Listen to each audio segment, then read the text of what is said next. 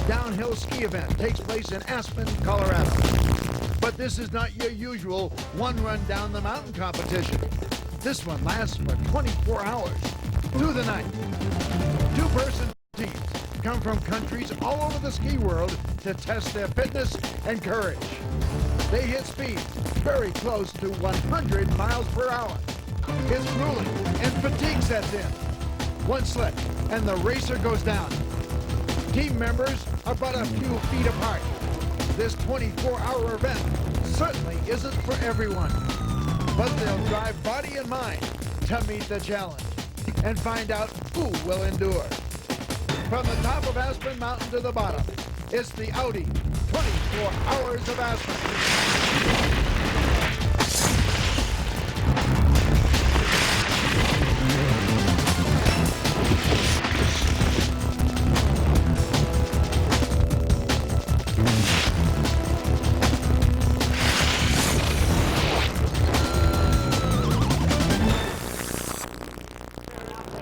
It's a beautiful day here in Aspen. 8 teams will be participating, including 2 women's teams. Some, like the Swiss, have been here for weeks. And a lot of the locals have come out. This is a real happening here in Aspen. And the first team, Matt Ross and Fletcher Yacht, representing the U.S. men, also living here in Aspen. Yeah, keeping the intensity up for 24 hours, it's really tough. It's easy to ski hard for 12 hours, but once you're kicking in that second half of the race, it's grueling, it's brutal. You do a run and then you've got to rest and then you got to get back up. So continuously building to a high level, I think, will be challenging. World Cup veterans from Australia, Stephen Lee and Alistair Gus. Lee was 3rd last winter with another partner. He's going to be the leader of this team. 2, 1, Team Australia, Stephen Lee. Oh, and Bob, it looks like Al Gus has gone down right in the start. Oh boy, what an embarrassment. A very inauspicious beginning to their race. And we see them skating powerfully out of the start, but just there, Al plants his pole inside his ski and trips over his own ski pole. Maybe nerves were attacking just at the start, but he'll settle down. The Swiss team is on the race course. We get a good example of how close they are together. Robert Moser and Arno Honecker, they won here last winter. He's younger than me and a little bit more crazy maybe in the head, and this is a good mix between us, I think. Yeah. Robert Moser leads his partner. Going through Kleenex corner and right into the fencing. This is a tough corner. Bob, I think the course is a little bit faster than last year, and it's catching some of these racers out in the early runs. He just has to slam his skis sideways at the end of the corner there and literally runs out of snow to finish his turn. And good evasive action by Arno as well. Well, he's come out of the fencing, getting a little bit of help getting those skis back on. The course does look like it's a lot faster than last winter, but the Swiss have been here before, and they are good competitors and in very, very strong shape. But they did lose a lot of time and very early in the competition. Hello, everybody. I'm Bob Beatty on top of Aspen Mountain in the gondola building. This is where the racers just go charging out of here and get right on the course to go down for 80 laps. Can you believe that? Also behind me, the people who prepare the skis, they'll be up for 24 hours. At the bottom of the gondola building, working with me, is Martin Bell. Martin, what's going on down there with the catchers? Well, Bob, I think these catchers are going to have almost as long a night as the racers, because some of the teams are coming in carrying about 20 miles an hour into the gondola building. Meanwhile, over on the other side, there's loads of volunteers giving out blankets, massages, different kinds of food and drink, and they're a little bit worried that some of the teams will want sushi, and their budget doesn't quite stretch to that. And on the race course, right out of the start, The team from Canada, one of the two women's teams in the competition, Alicia Klein and Anique Demers. I've always wanted to do the Aspen 24 hours since I saw it when I was 18. I remember seeing Chris Kent and Dave Irwin, and I just remember looking at them going, that's crazy. I'd like to do that. Skiing together, I think with our skier cross background and the race we've competed together, we kind of did ski together, close together, recalling the X game in 2000 when we played elbows a little bit. But then this time it's going to be different because we're on the same team, we're on the same side, we have the same goal, but then we can achieve it together compared to just battling down the mountain to see which one's going to get down there first. Alicia is a two-time ESPN X Games champion. Those X Games will be taking place here in Aspen in a couple of weeks. This racer is Chris Anthony. On the Vail team, hurt his knee in training, and so his partner Eric Archer will be competing alone, even though he's not part of the official race. The competition is underway, and there'll be a lot of adventure here in Aspen. The Audi 24 Hours of Aspen is brought to you by Audi and by Aspen Snowmats. The difference is night and day.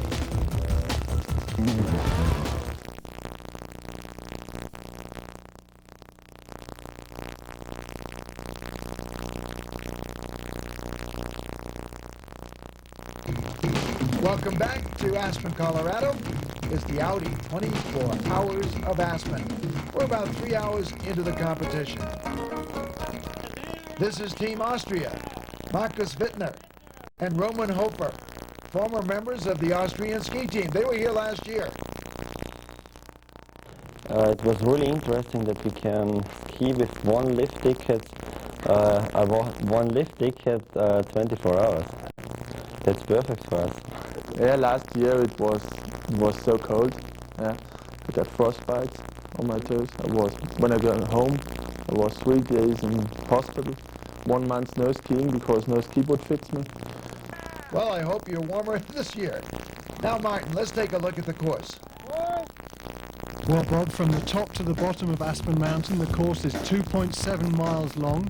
It's a very fast downhill course, and the first tricky section is here, the Pump House Rolls. 3 jumps in close succession. You've got to be very concentrated at these speeds. Then they move into Spa Gulch, a steep, narrow gully. It's the fastest part of the course, touching 100 miles an hour. And then finally they come into the tough left-hander of Kleenex Corner. Great technical skills are needed. You've already seen the Swiss crash here. When they finally make it to the finish, they ski straight into the Silver Queen gondola, go back up, and do it all over again. Also working with us is Anda Reus, who's a ski instructor here in Aspen, former member of the Yugoslavian ski team. Raced here a couple years ago. Thank you, Bob. This gondola ride takes about 14 minutes. Bottom to top again, where they go and race it down the mountain. And the racers, when they come in the gondola, this is their little home between the runs. They eat here, they drink a lot, they get massages whenever they want to, they get whatever they want. They even go to the bathroom right in here. And at night, they also take naps. Thanks, Anda. And this is the German team, the current leaders. They have a different strategy. Oh, no, we don't use slingshots, because I think during 24 hours you need a break. And it's, when you are in front, you give 95% for 24 hours. And the run, when you are in the back, you can ski in the jet stream, like 60% or something like that. And yeah, I think that's the right tactic for the race. Michael was a 10-year veteran of the German national team for the World Cup. And in contrast to the Germans, we can see the New Zealanders are using the slingshot passing maneuver, pulling out of the slipstream of the leading racer. Uh-oh. That's a bad crash. That's a bad place to fall at the bottom of Spa Gulch. Looked like he just caught an edge. Nigel Gardner almost saves it, but lays it down. And it's only really when you crash that you realize just how fast you're going. Well, his teammate didn't even know he had fallen at first. And that ski suit has a skeleton on it.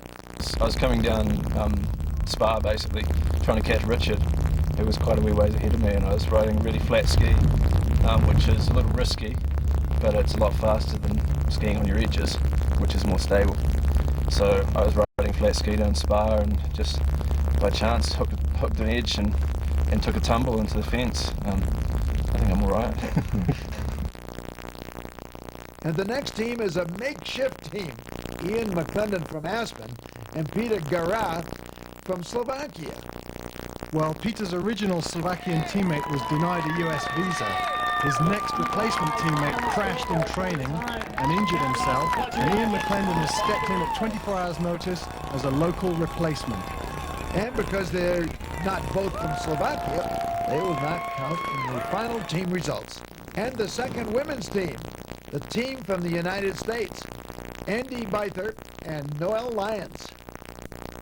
Noelle Lyons is 39 years of age. She's competed here 4 times. This is the first for Andy.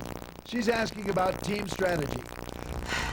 If I can pass you after spar and then it's gonna be flat for a while, if I can pass you halfway across the flats, does it make a difference? No. It's not even No, worth it just that if way, you right? want to do that, yeah. Yeah. This is one of the most nervous races I've had to prepare for, and then I'm still nervous now, but we're trying so hard to get an initial lead that we're just putting it all out and trying to work as hard as we can. And I think it's going to be a horse race. I think you got to make a move early and steady. But the Canadian team will be tough. Well, you can see how low the US women are tucking there. They're trying their hardest. 3 charities share in the Audi 24 Hours of Aspen. 2 nights ago, there was a Calcutta party. As people bid for the teams. The party was held at the Hotel Jerome. Everybody got to meet the racers. How about the Canadians striking a pose? And the Swiss. Hey, you guys from Austria, can you borrow us a pair of modern skis? Each of us, just for the race, I promise.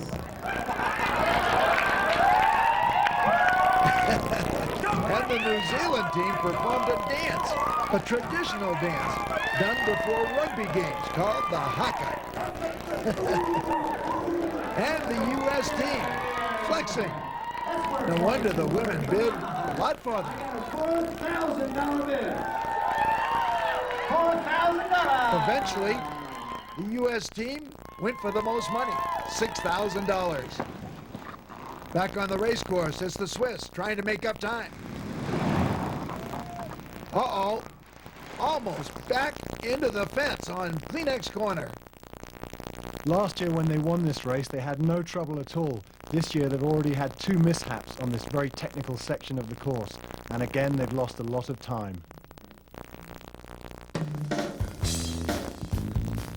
It's late afternoon in Aspen, and after 17 laps, the Germans are in first place, the Austrians second, and the U.S. men third.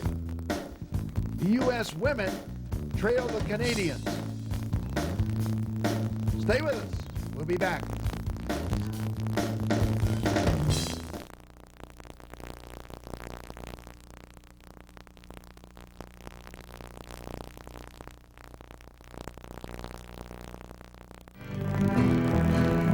Darkness is setting in Aspen, Colorado. It's the Audi 24 Hours of Aspen. This is the lead team, the German team, going on very strong. Michael Brunner and Christian Deisenbuch. And that famous German efficiency seems to be paying off. Meanwhile, the Swiss have a lot of ground to make up after those early crashes, but they are posting some quick times and they're moving slowly up the standings. The Australian team's at the top of the mountain. Alistair Gus explained his fall right out of the start earlier in the day. What I did was I borrowed some poles, some bent poles that are more bent than I'm used to. And what I did is in the first push out, I just put my pole right between my skis, and just because of the hook on the pole, and just did a nice little 360 pirouette, and got off my ass and kept going. The Swiss team. On to talk to Robert Mose about his fall. Robert, what was going on through your head when you went straight into defensive Kleenex corner in your second run? I don't realize really. I just wake up when I was over the net. That's it. I don't know how. No idea. Just I hang in the net and I can move, and somebody's coming and take my binding off.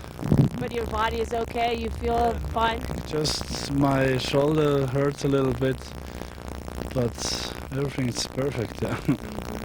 Last year's champions are tough. The U.S. men have caught up to the U.S. women. All four of them are skiing together. Right through Kleenex corner. And down Niagara. Onto Little Nell. This is quite a dangerous section of the race. It's tough enough 2 guys racing next to each other, but 4, you've really got to concentrate. And I'm sure the US women will let the US men pass because they've been faster and they've gradually been catching them during the race. One of the charities is the Aspen Valley Ski and Snowboard Club. A few days ago, the kids there ran their own race. The 2.4 hours of Aspen. They had a great time.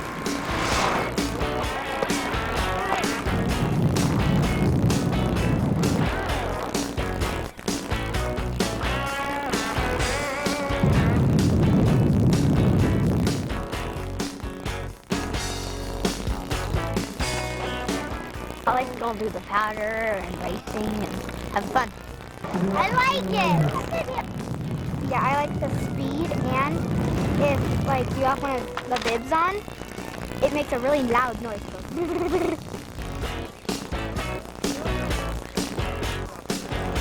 The Aspen Valley Ski and Snowboard Club is made up of approximately 1,400 kids, all from the Valley of Aspen.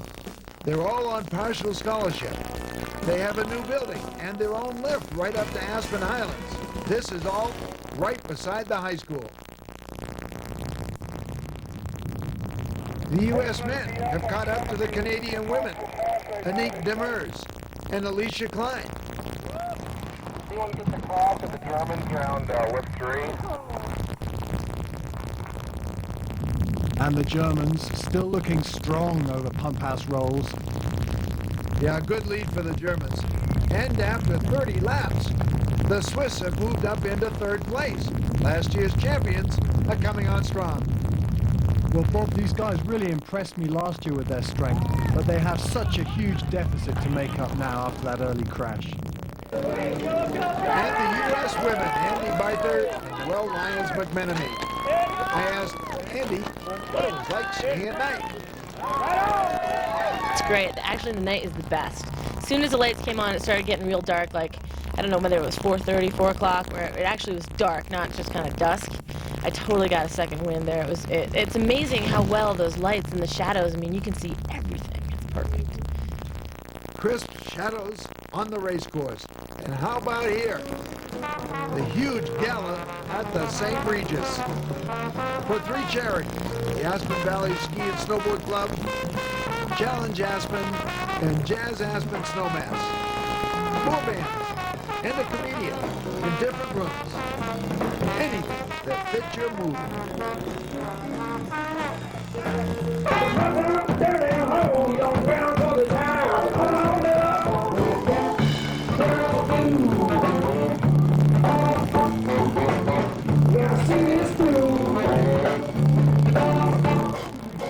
And I laughed at the thought that it might turn out. 24 Hours of Aspen, skiers, town, and the wonderful charities that this helps promote and support.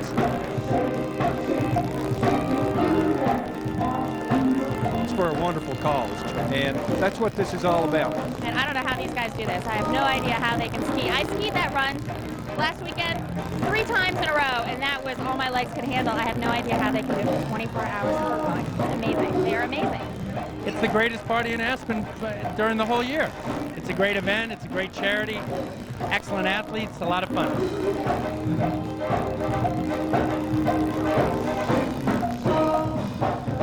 It's a great event. And when we look at the parallels between the racing in France, where we are the current holders of the Le Mans Trophy, and we see the same things that these skiers have to go through in an endurance race, just like the endurance race that we see in the motor race. It's amazing how there's parallels that exist, just as exciting and just as involving. So I'm really looking forward to it. It was Aspen at its finest.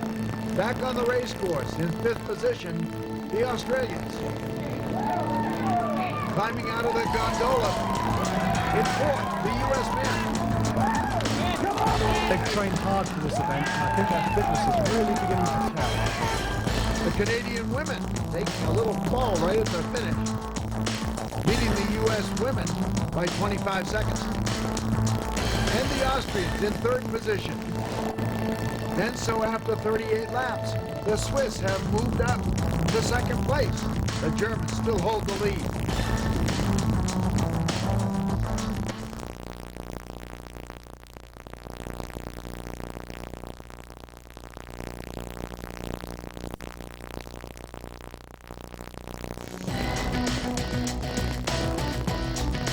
At 11:30 p.m., it's the Audi 24 Hours of Aspen. They're racing through the night here on Aspen Mountain. I'm on the top, and over here at the sun deck, they're having a party for the heavy hitters. Down at the bottom, the hardcore locals who don't have that much money are having their own party. We're going to go to both of them. In the meantime, up here, it's a balmy 22 degrees. Not that bad for ski racing. Honda Royce is inside. Hey, she has all the fun.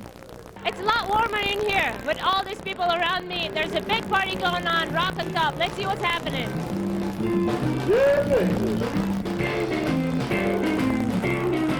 There's such good energy here. It's kind of hard to describe how fun it is, and all your friends are up here from Aspen, and you're here because you want to be.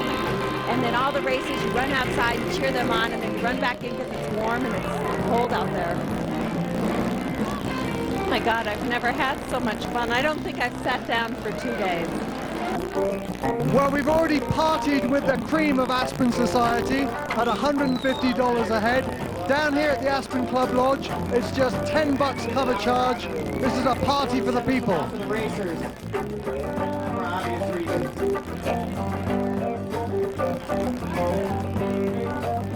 Feet don't weigh me down.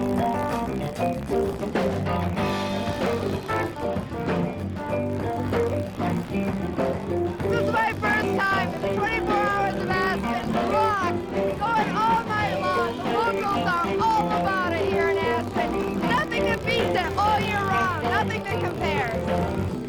Down here is where everyone's hanging out up top. It's kind of stuffy, but we're glued in. We're having a good time. Aspen locals rock! Well, everybody's having a great time, but these men, the Swiss, have been racing for almost 12 hours. They're in 2nd place behind the Germans. Oh, right into the fence. They've been doing that all through this event. Bob, they were just beginning to put some pressure on the German team, and now they've undone all that good work that they've been doing. They've increased their deficit once again, and you can see Robert is way ahead of Arno, and he's going to have to wait for him because they have to cross the finishing line within 3 seconds of each other. On the replay, we can see that Arno does exactly the same thing as Robert did earlier, just runs out of snow to finish his turn on. He really gets twisted around it. Luckily, he's able to get going and didn't lose a ski. And as they come through the finish line, Arno's not very happy. And the U.S. men in 4th position, almost 3 minutes behind. Oh, and nearly a caught edge from Matt Ross in the back there. He managed to correct it just in time. You know, it doesn't look like Kleenex corner is all that difficult.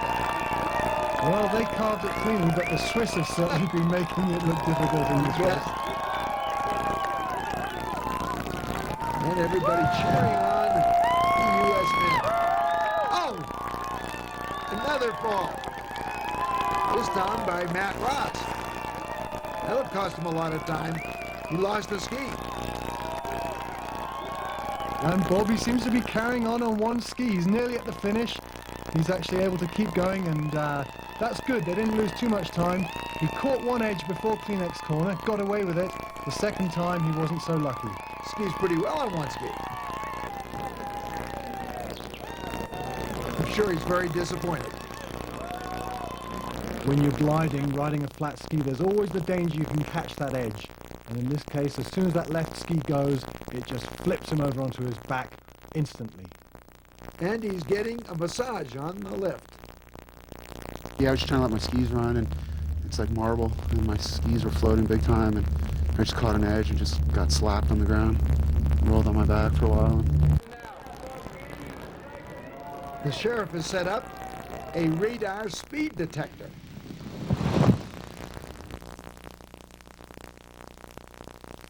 "98 miles an hour. That's the kind of speeds that the German team is registering down here at the WorldCom Speed Trap in Spa Gulch. As you can imagine, any kind of mistake at those sort of speeds could be very, very nasty indeed.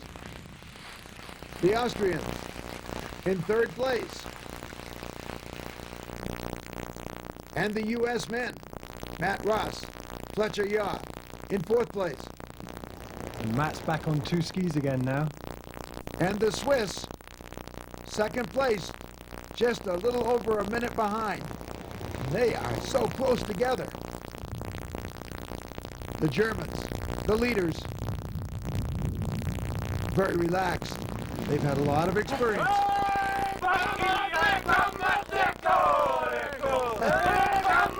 They must be from New Zealand. This is the New Zealand dance. I don't know about this dance.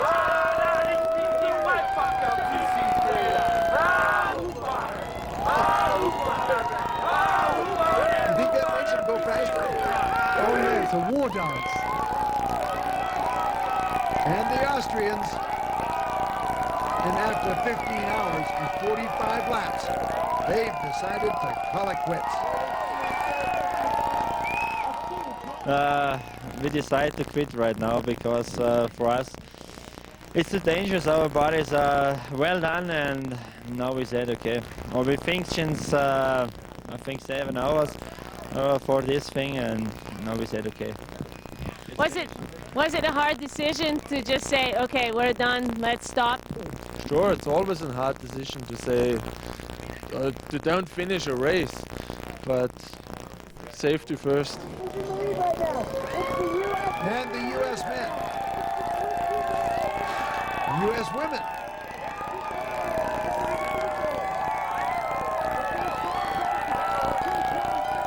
and the Swiss, all coming in together.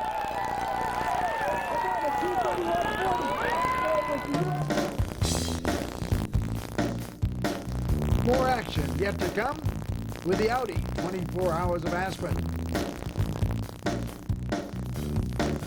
Remember, ESPN will be in Aspen for the Winter X Games. To air on ESPN beginning February 1 from 3 to 5 p.m.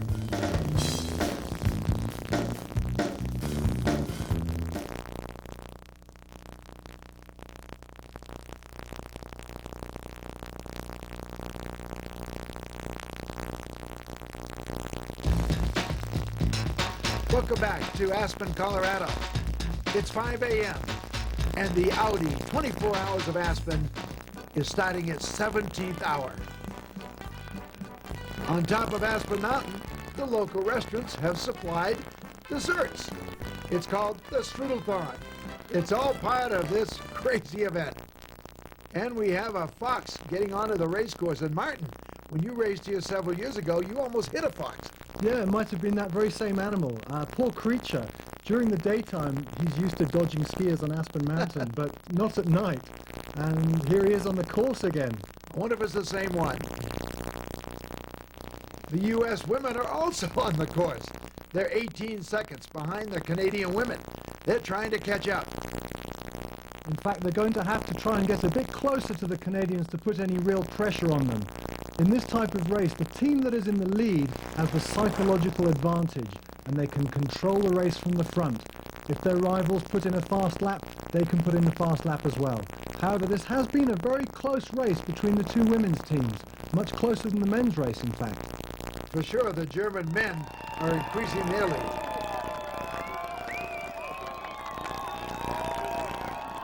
A lot of people. Oh! Noel went right through the fencing at the bottom. Yeah, sometimes stopping is the hardest part when the legs are tired at the end of the run. We talked to him earlier about their training for this event. I do a lot of very ski-specific conditioning. I taught ski conditioning classes twice a week. I did a lot of leg work, a lot of lunges, squats, lifting, that kind of thing. She took me to this hardcore ski conditioning class, and I figured if I could survive that, then I was in good shape. So we both realized, okay, we're there. We just need to get our equipment prepared and mentally prepared. And obviously we get along with each other, so we can hang out for 24 hours. Noel's been here before. Andy, for the first time. But this week, they took a little tour through town with some of the other competitors. A little nightlife in Aspen.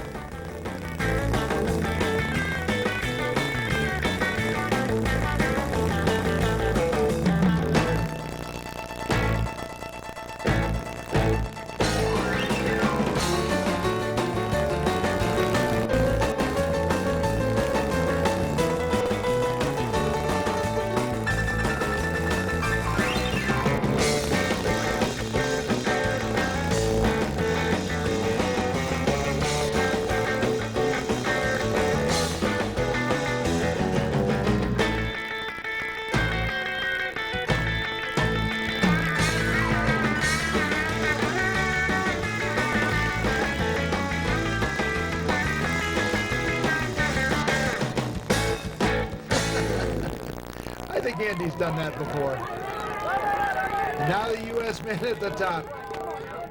Matt Ross, Fletcher Yard, in third place, trying to catch up. These racers are tired. They've been racing for a long time. Let's take them through the night. We're trying to make our skis go a little bit faster. It's cold. And the boys are getting close. They're making a little run here at the side, and we'll see what's going to happen.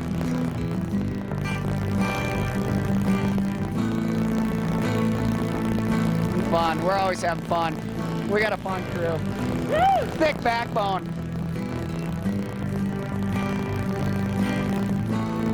I'm anxious for it to be over, you know, because you always wonder if you're going to last another run or last another run. And I'm just like, oh my gosh, I got to keep going. But I'm psyched. I mean, this is like the hardest thing I've ever done in my life, and it feels awesome.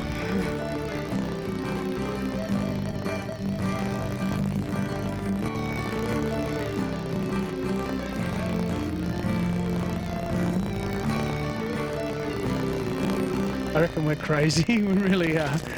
When you're into it at this time of day or morning, really, why would you think of doing this?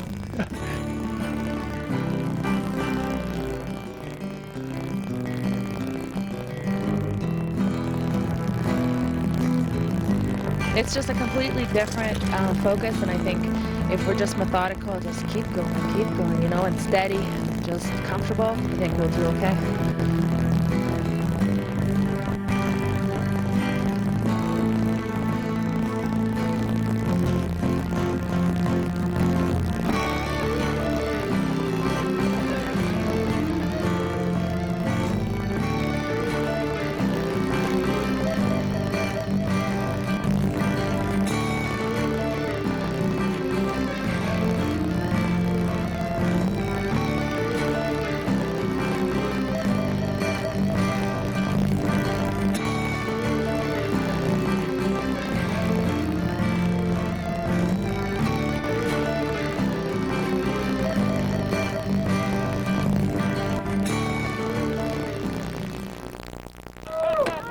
The team from New Zealand. Good. This is their 56th lap. Good. Go. They've had a very interesting way of training. This year I tended to concentrate on other parts of the bodies, especially the upper body, and with the skating across the top section, that's where the races won and lost. So we got some rollerblades and started doing as much pushing and skating as we possibly could.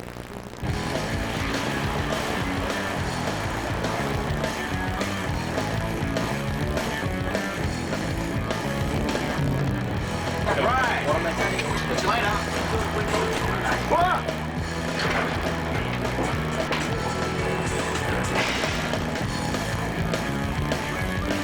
Feels good. Feels good to have that adrenaline pumping again. There's going to be a lot of that on its way. It's good. Yeah, prepared us well for Aspen. The men from New Zealand have had some difficult times at this race. Yes, Nigel raced in '98 and ended up in hospital afterwards. And Richard raced it last year and crashed and ended up in hospital. And they really want to complete the race this year. That's their main goal. Well, they're doing quite well.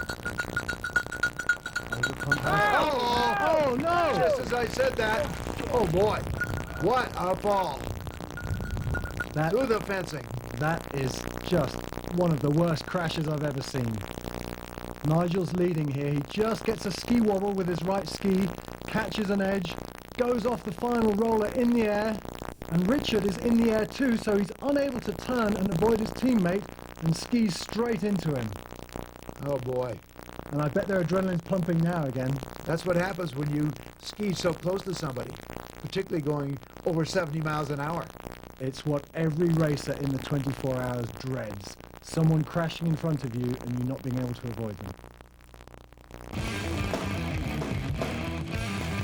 At 7:30 in the morning, with only 4.5 hours to go, the German team has the lead after 56 laps. The Swiss are in second, the U.S. men third. The U.S. women are 19 seconds behind the Canadian women. More to come. Stay with us.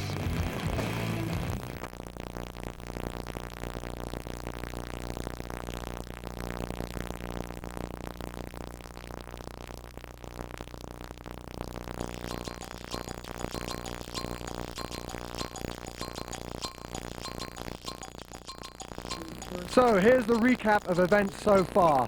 During the night, the Austrian team pulled out, citing a lack of confidence in their equipment. Then the New Zealanders had their horrific crash. They actually continued for a couple more runs, but their injuries were too bad. Nigel had a sprained ankle and Richard had a sprained shoulder, so they're out of the race. But meanwhile, the Germans have just been relentless, crushing their opposition. They're actually over a minute ahead still of the Swiss. However, the women's race is still in the balance. The Canadian women only hold a 15-second lead over the US women, so that could still go either way. Anique Demers and Alicia Klein are still going strong. Alicia had some problems with her eyes, though. My contact lenses are not meant to be in for 24 hours, and they're with the dry Aspen air. It hurts my eyes in 24 hours, and it's wind, and it's not good at all. We can see it in your eyes. They're certainly a little red, but you're still smiling. I like that. Yeah, I'm having a good time. The German team, ever so steady, in the lead, passing the U.S. women. And they very neatly made their move just before Kleenex corner there. But you enjoyed the speed. Did you like going that fast? Yeah, that's our passion, the speed skiing. Yeah. But I said to Christian, if you ever convince me to participate in this event, I will kick his ass. The sole Slovakian, Peter Gara, has gone through 3 partners here for this event. His latest partner, Ian McClendon, has pulled out.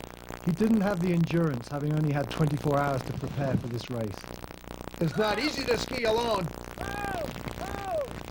He bangs his other ski and down. His left ski starts wobbling here and catches and knocks his right ski, and he almost recovers. Then he catches his left ski again on the edge of the course and goes down headfirst into the powder. He's lucky he didn't go headfirst into a tree there. Well, both skis did come off. And back on the race course. With his goggles behind him. The racers had a special ski day with one of the 3 charities at this event.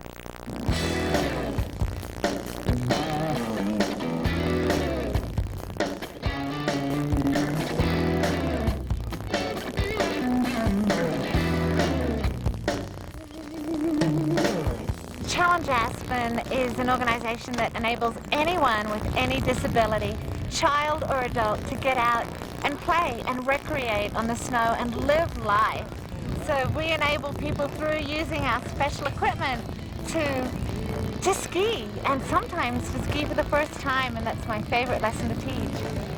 I'm just out here having fun.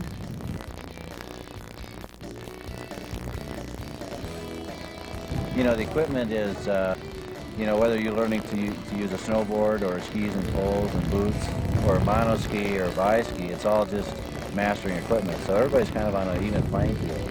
It's all adaptive, whether it's Frankenstein boots or sitting down or it's skiing on one leg. You know, we just get creative, and if there's a will, we'll find a way.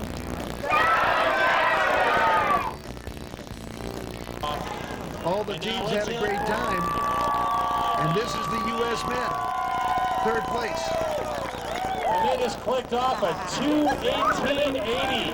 It's a pretty good. Fourth after 72 laps, the Australians.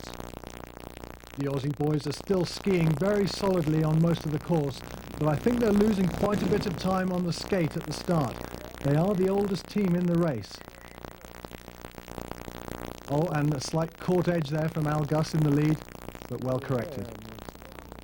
And the U.S. women, 24 seconds behind the Canadians. They're falling behind slightly. And Noelle is not one of the younger competitors in the race, and she's looking a little ragged. Oh, and just catching an edge there, getting back into her tuck.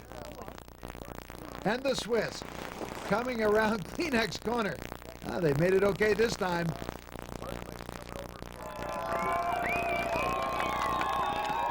And the Australians coming down to the bottom. You can see those legs look tired. They're hardly bending as they stop. They sure are, and many of these Aspen locals have been up all night long.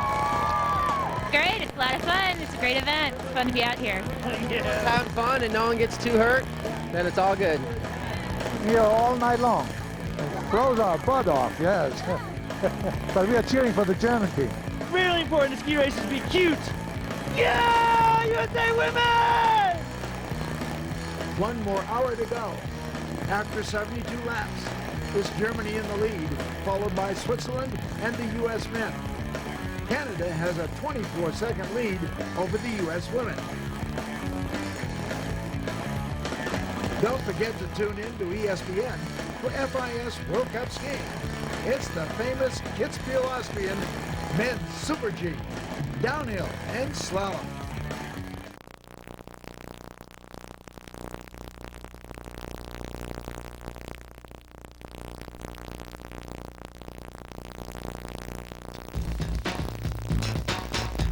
The Audi 24 Hours of Aspen is being brought to you by Audi and by Aspen Snowmats. The difference is night and day.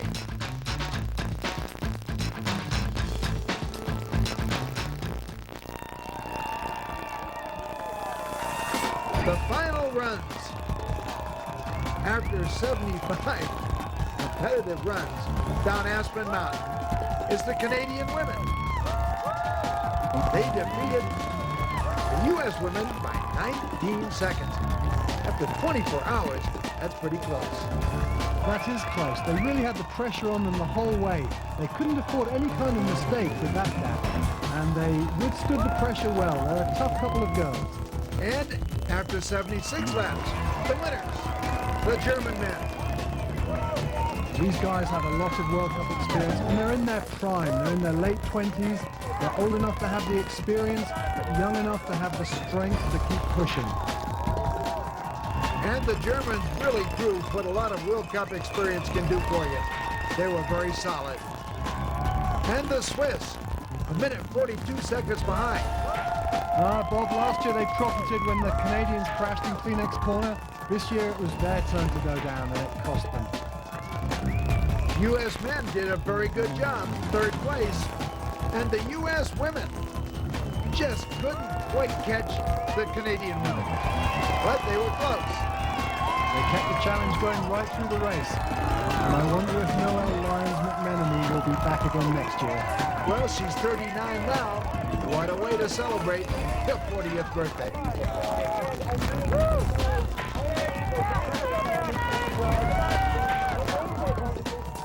And the lone Slovakian withstood a terrible fall, and the crowd loved him.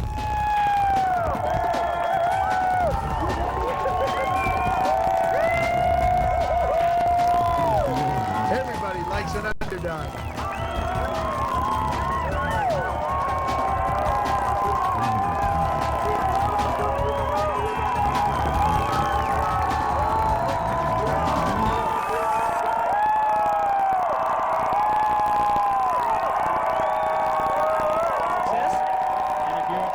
Yeah, we're really happy because we both skiing together in the national team for 10 years, and all the time you have focus on your own in the World Cup, and now it's a team event, and it's a so special thing, and so crazy race that can never beat it.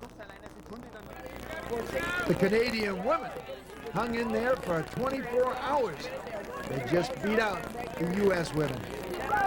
Rumor has it that Andy Byther somehow got engaged on the very last run up the mountain. But you had your boyfriend with you the whole way. I did. My boyfriend was the lead tech, and he was getting us going. It was awesome. I heard he asked you a little question. Yeah, he did. We got up to the gondola last run. We had our bows on. We're ready to go. We're getting in our skis. And he said, "Hey, will you marry me?" And I was like, "What?" The wall was already taken off. And I was like, "What?" What did she say?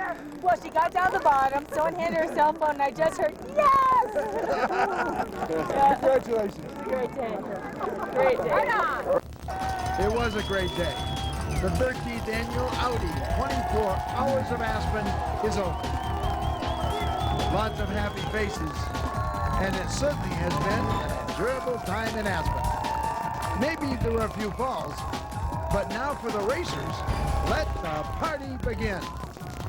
For Hans Royce and Martin Bell, I'm Bob Diatti. Goodbye, everybody.